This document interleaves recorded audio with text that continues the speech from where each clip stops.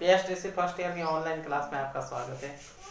आज हम BSTC first year के ऑनलाइन क्लास के अंतर्गत पढ़ेंगे जनजातीय समुदाय के बारे में पढ़ेंगे। तो जनजातीय समुदाय क्या है और उसकी कौन कौन सी विशेषताएं हैं, इस वीडियो के माध्यम से हम जनजातीय समुदाय के बारे में विस्तृत जानकारी है वो इस प्रकार से अध्ययन करेंगे इसके संबंध में। तो सबसे पहले हम जनजातीय समुदाय के बारे में सर्वप्रथम हम उसके अर्थ के बारे में पढ़ते हैं। जनजातीय समुदाय लोगों के ऐसे समुदाय, जनजातीय समुदाय का आशय लोगों के ऐसे समुदाय से है जो मानव जीवन के ऐसे समुदाय से है जो जिसके रीति रिवाज एवं रहन सहन में अधिक प्रकृति का अनुसरण करते हैं। ऐसे समुदाय जिसका एक अलग से क्या होता है, रीति रिवाज होता है, उसके रहन सहन का तरीका अलग होता है और प्रकृति के का अनुसरण करते हैं, ऐसे समुदाय जनजातीय समुदाय कहलाता है। ये तो इसका संकुचित अर्थ था। अब इसका व्यापक अर्थ में हम ये भी कह सकते हैं कि जनजातीय समुदाय के अंतर्विवाह एवं क्षेत्रीय समूह है। जनजातीय समुदाय कैसा है? एक अंतर्विवाह और क्षेत्रीय समुदाय। जनजातीय अंतर्विवाह का मतलब समुदाय, ऐसा समुदाय जो अपनी जाति के अंतर्गत विवाह करता है और ये एक विशिष्ट क्षेत्र के अंदर बसी हुई होती है, ऐसा समुदाय है जिसके सदस्यों का क्या होता है, एक निश्चित भूभाग होता है, उनकी एक अलग ही अपनी विशेष भाषा होती है, अपनी संस्कृति एवं धार्मिक विश्वासों एवं अपने कार्य कारण के द्वारा ही ये जनजाति अपनी एक विशिष्ट अलग से पहचान बनाती है। तो ऐसा समुदाय क्या कहलाता है? जनजातीय समुदाय कहलाता है। अतः हम कह सकते हैं कि ऐसा समुदाय जिसका एक निश्चित भूभाग होता है, जिसकी एक विशिष्ट भाषा होती है, जिसकी एक विशिष्ट भाषा होने के साथ में अपनी संस्कृति और धार्मिक विश्वासों और अपने कार्य के कारण ये जनजातियाँ एक अपनी अलग जातियों से अपनी एक विशिष्ट पहचान बनाए रखती है। ऐसा समुदाय क्या कहलाता है? जनजातीय समुदाय कहलाता है। ये तो जनजातीय समुदाय का अर्थ था। अब हम जनजातीय समुदाय की विशेषताओं के बारे में अध्ययन करेंगे। तो जनजातीय समुदाय की पहली विशेषता है वो कौन सी है? चार जनजातीय पृथक व स्वतंत्र राजनीति इकाई कहते हैं। जनजातीय क्या है? एक तो स्वतंत्र रूप से अपने अस्तित्व में है और एक क्या है, इनके पृथक अलग ही राजनीतिक संस्था के रूप में भी जानी जाती है। क्योंकि जनजातियों के अंतर्गत विभिन्न प्रकार के रीति रिवाज होते हैं, उनके कुछ नियम होते हैं, उनकी संस्कृति होती है, उनके आधार पर वे अपने स्वतंत्र बने हुए रहते हैं। अतः जनजाति एक स्वतंत्र इकाई के रूप में भी हम इसको अध्ययन वो कर सकते हैं। दूसरा क्षेत्रीय समुदाय के रूप में जनजाति एक विशेष क्षेत्र के अंतर्गत रहती है। भारत के अंतर्गत विभिन्न प्रकार की जनजातियाँ रहती है जो एक विशेष क्षेत्र के अंतर्गत रहती है।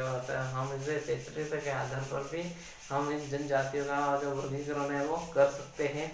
जैसे तमिल के अंदर रहते हैं तो तमिल जाति के समुदाय के लोग रहते हैं, वो कहाँ रहते हैं? तमिलनाडु में रहते हैं। इस प्रकार से नागालैंड के अंदर रहते हैं तो नागा और खासी जाति के समुदाय के सदस्य रहते हैं, तो उनका एक क्षेत्रीय समुदाय के रूप में भी इनको जाना जाता है। तीसरा आत्मनिर्भरता से युक्त। जनजाति की एक महत्वपूर्ण विशेषता होती है कि वे किसी अन्य पर निर्भर नहीं रहते हैं, वे स्वयं के ऊपर ही निर्भर रहते हैं और उनके अंदर आत्मनिर्भरता के गुणों का विकास होता है, जिससे वे स्वयं सेल्फ डिफेंस रहते हैं, अपनी सुरक्षा स्वयं करते हैं। और ऐसी स्थिति में जनजातीय समुदाय है वो कैसे अन्य के ऊपर निर्भर न होकर स्वयं के ऊपर निर्भर रहते हैं। अतः जनजातीय समुदाय की एक विशिष्ट पहचान होती है आत्मनिर्भरता से। नेक्स्ट है विस्तृत आकार।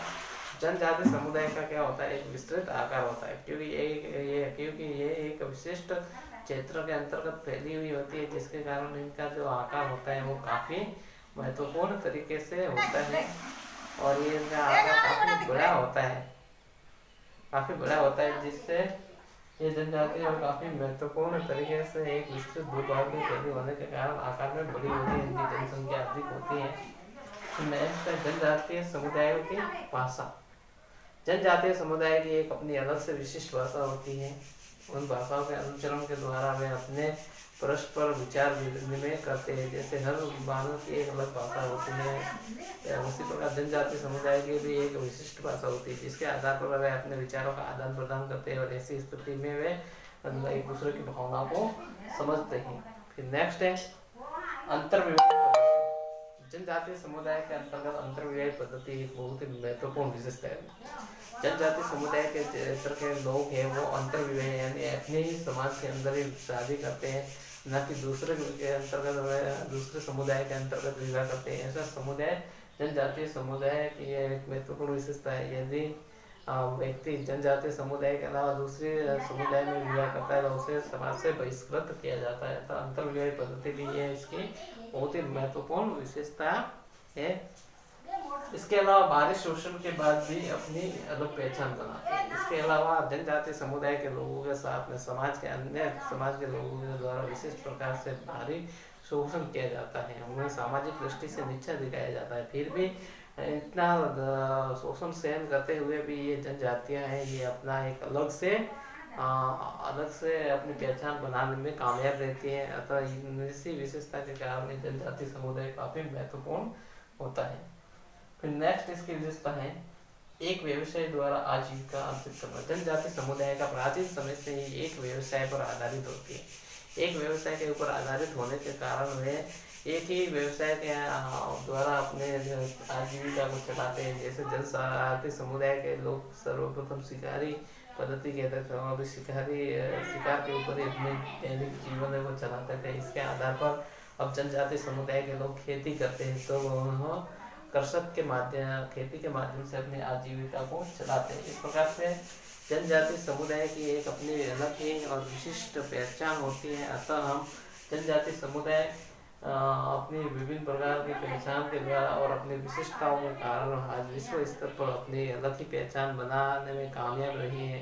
अतः हम कह सकते हैं कि जनजातीय समुदाय के द्वारा जनजातीय समुदाय एक काफी महत्वपूर्ण समुदाय है जो समाज के समाज के अंतर्गत अपनी अलग से पहचान बनाने में काफी हद तक कामयाब रही है। अतः जनजातीय समुदाय का एक समाज के अंदर विशेष पहचान है, क्योंकि वे अपनी विभिन्न विशेषताओं के द्वारा समाज में एक अलग ही पहचान बनाते हैं।